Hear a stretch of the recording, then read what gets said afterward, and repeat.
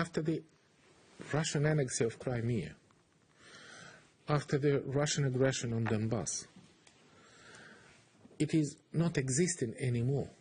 The global security system based on the UN Security Council, all post-war security system is completely destroyed because one of the permanent member of Security Council is an aggressor. And that's why everybody should understand that Ukrainians here fighting not only for independence and territorial integrity, they're fighting for freedom, they're fighting for democracy, they're fighting trying to stop the aggressor who brutally violated the international law. And we should undertake and should propose and present it and demonstrate an absolutely new approach to keep the global security.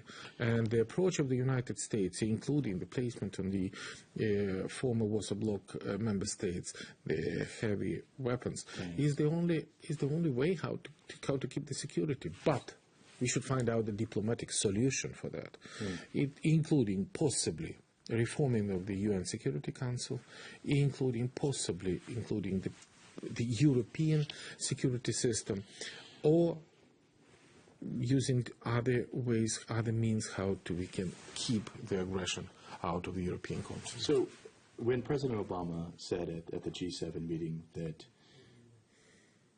President Putin's ambition is to restore, or his vision is to restore the Soviet Empire, you agree with that? You think that... I know better than anybody that this is true. You don't think this is going to stop with Ukraine?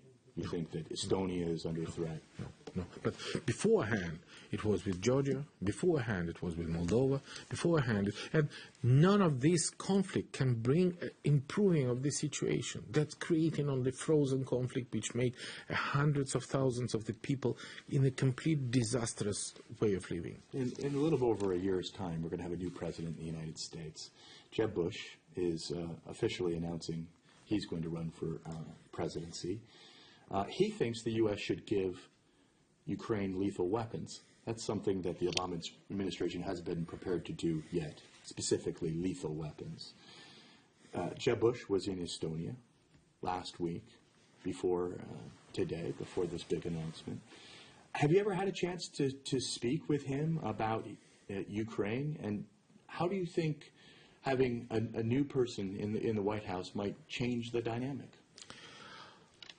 Unfortunately, I have an experience to speak with the George Bush, elder, and the George Bush younger, but unfortunately not with the Jeb Bush.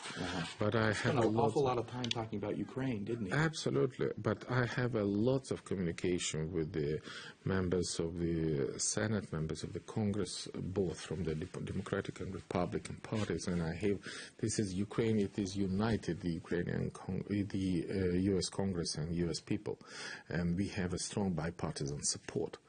And I think that the approach of the President Obama is not because he is personally not ready for the supply for us, at least defensive weapon. Right.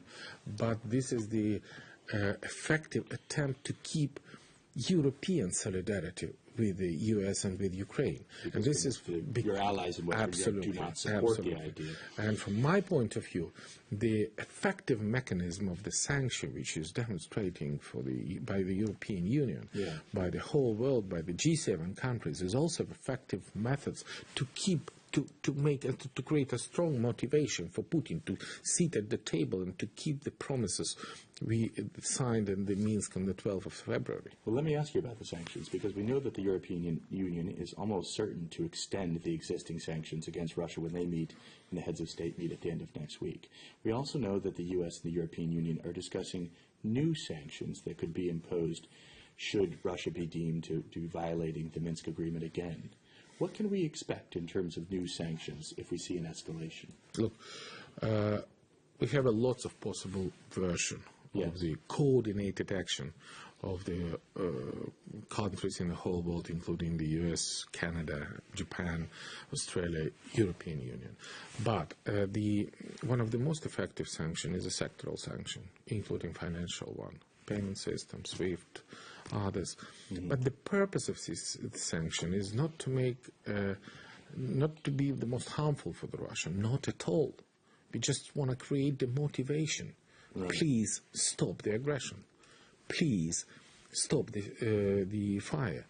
Please stimulate the settlement of the agreement both in the economic, social, humanitarian, security and other sphere. We have exactly obligation what necessary to do.